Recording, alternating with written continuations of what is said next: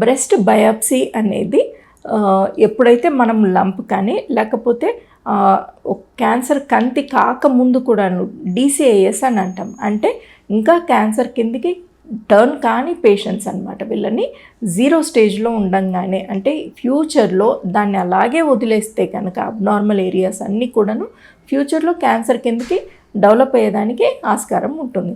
ఇలాంటి గడ్డల్ని మనం వెంటనే ఆ ఏరియాని మార్క్ చేసుకొని ఆ మార్క్ చేసుకున్న ఏరియా నుంచి బయాప్సీ అనేసి చేస్తాం.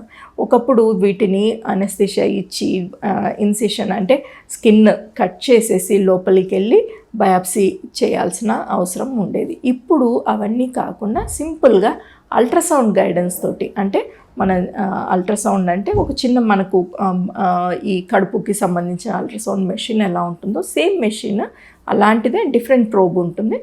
దాంతో మనము బ్రెస్ట్ని మొత్తం చూసుకుంటూ ఎక్కడ మనకు కనిపిస్తుందో లొకేట్ చేసుకొని ఆ ఏరియాలోకి నీడిల్ పంపించేసి బయాప్సీ టిష్యూని కూడా తీసుకోవచ్చు. ఎఫ్ఎన్ఏసీ కాకుండా నీడిల్ బయాప్సీ అని అంటాం, ట్రూ కట్ బయాప్సీ అని అంటాం. అంటే లోపలికి సిటీ స్కాన్ కానీ లేకపోతే ఈ అల్ట్రాసౌండ్ గైడెన్స్ కానీ పెట్టుకొని ఎక్కడ మనకు అబ్నార్మల్ ఏరియాస్ ఉన్నాయో ఆ ఏరియాలో నుంచి చిన్నగా లంప్ తీసి చిన్నగా పీసెస్ తీసి వాటిని టెస్ట్కి పంపిస్తాం.